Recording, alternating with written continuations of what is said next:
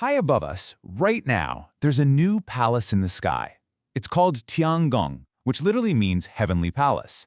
And for the next decade or so, it's going to be one of only two permanent human homes in space, which, raises some pretty big questions about where we're all headed. See, Tiangong is the world's other space station. It's this massive 100-ton structure that was designed, built, and is operated completely by China. Now, we've all heard of the International Space Station, of course, but this relative newcomer is really starting to make waves. And its timing couldn't be more interesting. The ISS is actually set to be deorbited around 2030. The clock is ticking. So that brings up this huge question for the future of spaceflight. What happens next? Are we looking at more competition up there? Or maybe a new era of cooperation in that final frontier? So in this explainer, we're going to take you on a tour of this heavenly palace. We'll peek inside its very modern tech, we'll find out what life is really like for the taikonauts on board, explore the amazing science they're doing, and then we'll ask what its existence really means for all of us in this new age of space. All right, first up, let's take that quick tour. Tiangong isn't just some shiny new piece of hardware that appeared overnight.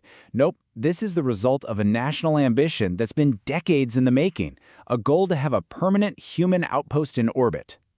So the Heavenly Palace is a 3-module station, flying about 400 kilometers above our heads. It's built to house 3 astronauts at a time for missions that last 6 months or even longer. And get this, it's designed to last at least 10 years, but with a little on-orbit maintenance, it could go for a lot longer. And they put this thing together with incredible speed. I mean fast. The core module, Tianhe, went up in April 2021. Just over a year later, bam, the 2 science labs, Wentian and Mengtian, were attached.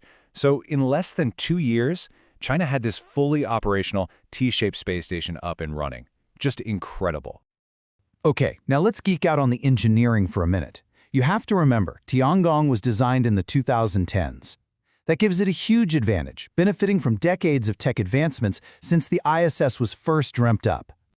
The design eras really tell the whole story. I mean, think about it. 1980s and 90s tech versus 2010s tech. That generational leap means you get way more efficient life support, better power systems, and a whole new way of staying in orbit.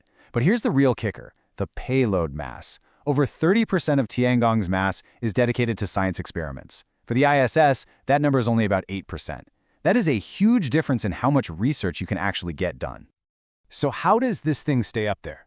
Well, a key innovation is its Hall effect thrusters. They're a type of ion engine. They use electricity to push out charged particles, giving it this gentle but constant push with amazing fuel efficiency.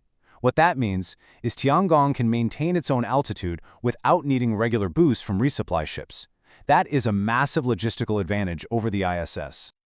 And the modern touches don't stop there.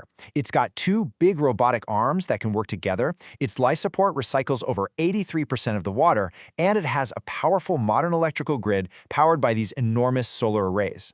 It's a 21st century outpost through and through. But hey, enough about the hardware. Cool as it is, what's it actually like to live in the Heavenly Palace? Let's dive into the human experience for the taikonauts who call this incredible place home. The missions usually pair up a veteran commander, someone like Kai Suje from Shenzhou 19, with a new generation of astronauts. His crew includes Song Lingdong and Wang Haoze, and for both of them, it's their very first mission to space. And for those rookies, the experience is just profound. During his first spacewalk, Song Lingdong said, "It was breathtaking. I felt as if I was walking on clouds." It's just a powerful reminder that at the heart of all this amazing tech are human beings having this once-in-a-lifetime experience. A typical day up there is a real mix of demanding work and some pretty unique routines. Taikonauts are busy running experiments, doing spacewalks, and they have to stick to this strict 2-hour exercise plan every day just to fight off the effects of weightlessness. But they also get to do some cool stuff, like grow their own vegetables, chat with an AI assistant, and just take a quiet moment for themselves. And those quiet moments are actually built right into the design. As one space fan pointed out online, the individual sleeping quarters each have their own private window. Now that might sound like a small detail, but if you're up there for 6 months, having your own personal view of Earth, that has to be a massive boost for morale. Okay, so let's get to the core purpose of Tiangong. It's more than just a home. It is a world-class, state-of-the-art laboratory floating in the sky. And the scientific work coming out of it has been seriously impressive. So, just how productive has it been? Let's look at the numbers. In the short time it's been fully operational, the station has already hosted 181 different science and technology projects. That covers everything from life sciences to materials research. And that research is not just staying in orbit. It has already led to the publication of over 500 scientific theses. So the work being done on Tiangong is contributing directly to our collective knowledge back here on Earth. And it's not just for academics either.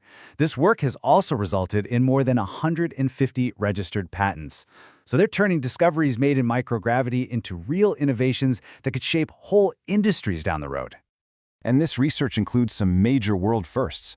Scientists on the station have done things like grow rice from seed to seed entirely in orbit and differentiate human embryonic stem cells in space for the first time ever, both of which have huge implications for long-term space travel and medicine.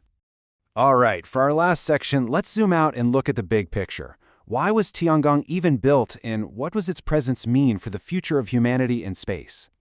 Well, a big part of the motivation for China to build its own station goes back to a 2011 U.S. law called the Wolf Amendment. This legislation basically prohibits NASA from collaborating with China, and one major effect of that was that Chinese astronauts were effectively banned from going to the International Space Station. But some would say that policy had a bit of an unintended consequence. As one observer argued online, this exclusion might have actually fueled a new kind of space race. Their take is that competition is good. Two powers trying to outdo one another is going to be a far more effective way of building out orbital industry. So from that point of view, the situation actually acted as a catalyst for faster progress. And that leaves us with one final, really crucial question. With the ISS era drawing to a close and new players emerging, humanity is at a crossroads. As we set our sights on the Moon, on Mars, and beyond, will the final frontier be defined by national competition, or are we going to find new ways to cooperate on our shared journey into the cosmos?